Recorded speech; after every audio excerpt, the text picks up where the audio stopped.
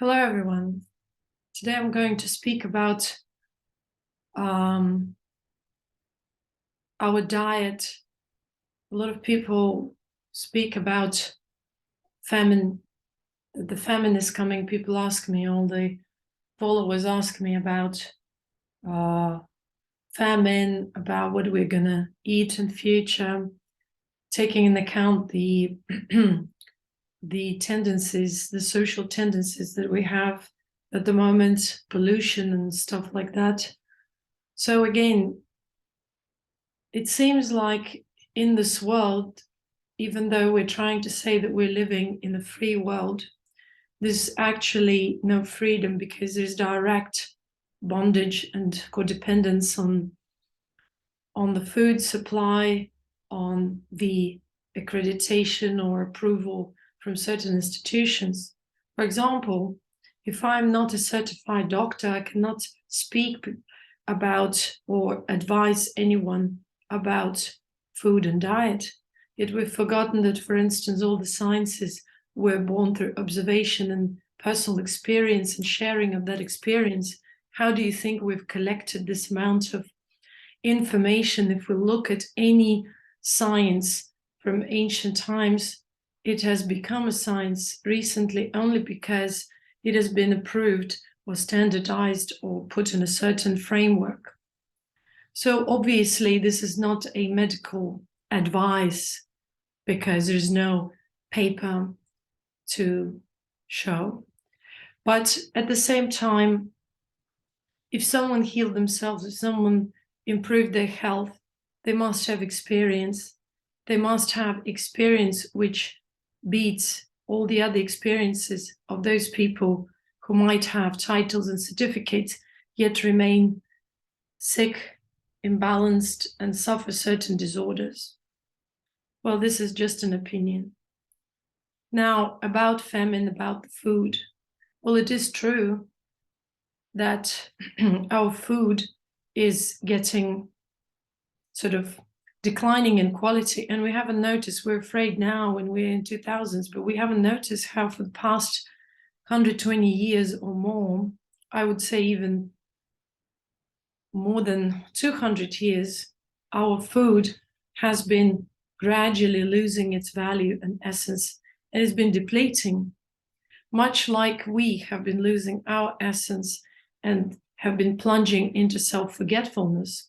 So what I observe is that we have been living in the times of famine for a very long time, and especially for the past 30, 50 years, when the food has been there.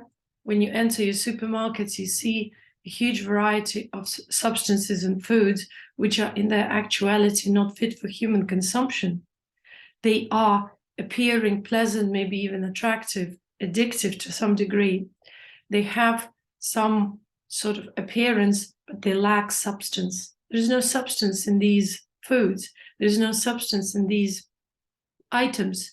And so when you consume them, they appear to have volume, they appear to have some sort of texture, but their nutritional value is either zero in the best case scenario. In the worst case scenario, it's the essence is poisonous. And so when you consume this type of food, you allow that poison, these pathogens, enter your body, or some kind of chemical substances that instantly or with time cause inflammatory response from your immunity system, which pollute your blood, which pollute your organs and systems, which settle in your organs and systems, in your bone tissue, marrow, and even reach your level of procreation, which is your seed, affects your procreative organs. That's the worst. That's when infertility hits. Now, most of the food is devoid of essence. That's why you are in a constant state of famine, depletion, disease, and decay, because you cannot fulfill yourself. Yes, we can still go to the sunlight, we can still swim in the sea or go to some natural places, but it cannot compensate the fact that our food are devoid of essence and nutrition. And so we already are in a state of famine on the cellular level because our cells are depleted and they lack nutrition. That's why people age prematurely, or they, at least even if they don't look like they age prematurely, internally on a cellular level, their organs and systems are constantly depleting or depleted of energy and aging or decay. And so they feel cravings. It's not a normal state of a human being to crave, to depend on food, to constantly think of food. That's a degraded state. That's a state of disease, because a healed or a balanced human being is not supposed to crave, is not supposed to depend on food to that degree that we are at the moment. In ancient times, people used to gather certain things and prepare them, but they wouldn't be in a chain where, or in this kind of state where they can't stand being hungry for 2-3 hours or 6 hours. It's a nonsense. We are addicted. We are in this addictive cycle for a very long time. And food is one of our addictions. It becomes so because of our economy, because of our marketing. We are brainwashed to be in this codependent relationship with the environment and with the food. Everything yells, buy me, choose me. And so we keep on dispersing ourselves, spiritually speaking. We keep on dispersing our essence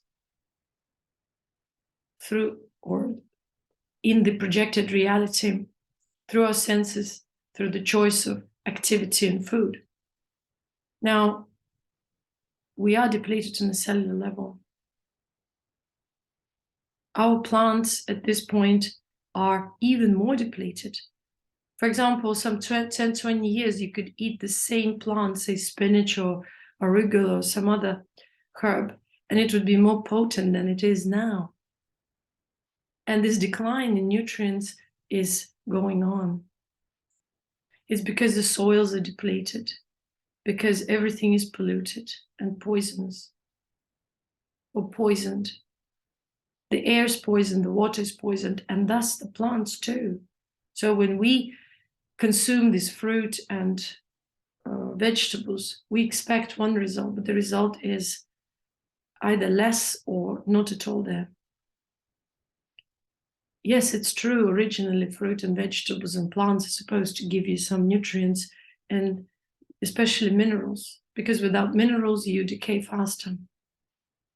And you can't assimilate other nutrients like vitamins and energy into the body in a proper way. Besides that, there is another factor, which is parasitic environment in your body. And so the presence of parasitic energy, pathogens, parasites, and so on and so forth, chemical substances,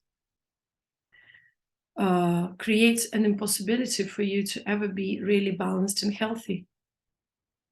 Even physically, if you have no symptoms, you might be spiritually, emotionally, mentally agitated, restless, anxious. And so you might be looking for the solutions in all different places, but the solution is within you.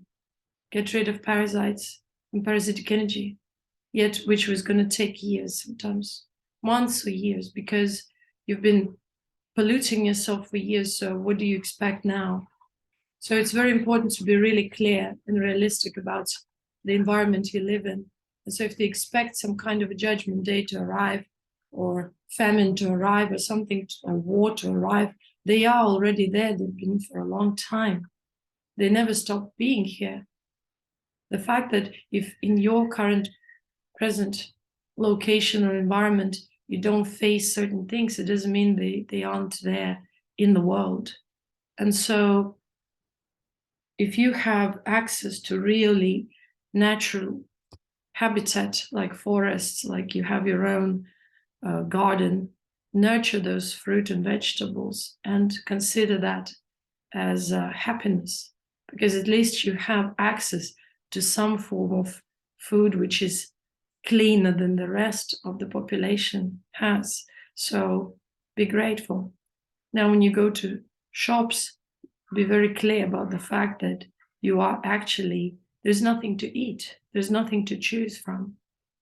And the real, really healthy items that could be still fit for human consumption, even in the depleted state, the number of these items is declining day by day.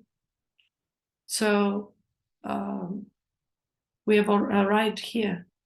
And what we have to do is to understand ourselves and the body. This situation only supposed to turn us within and help us to realize our spiritual essence and our physical value, the value of the body. So that even with small number of items, we can still survive, we can still thrive, we can still enrich ourselves, or maybe we can turn to cultivating our food ourselves, or learning about food and plants so that we get closer to the natural world. We've been gone too far. We think if we're surrounded by nature, we're still in the natural world, or living in the natural world now.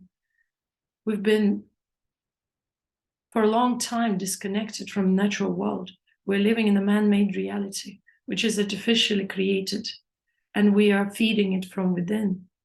Only when we cut this connection from within, we realize what the real natural world is and how to get in touch with it. But getting in touch with it doesn't mean anything on a spiritual level. It just means it gives you value on a survival level. It gives you skills and ability to understand and discern when you are in a natural habitat and how to deal with it. So I hope this video got some clarity. Thank you very much for your attention. Please like, subscribe, share, and all your comments and questions are very welcome. Blessings to everyone. Thank you.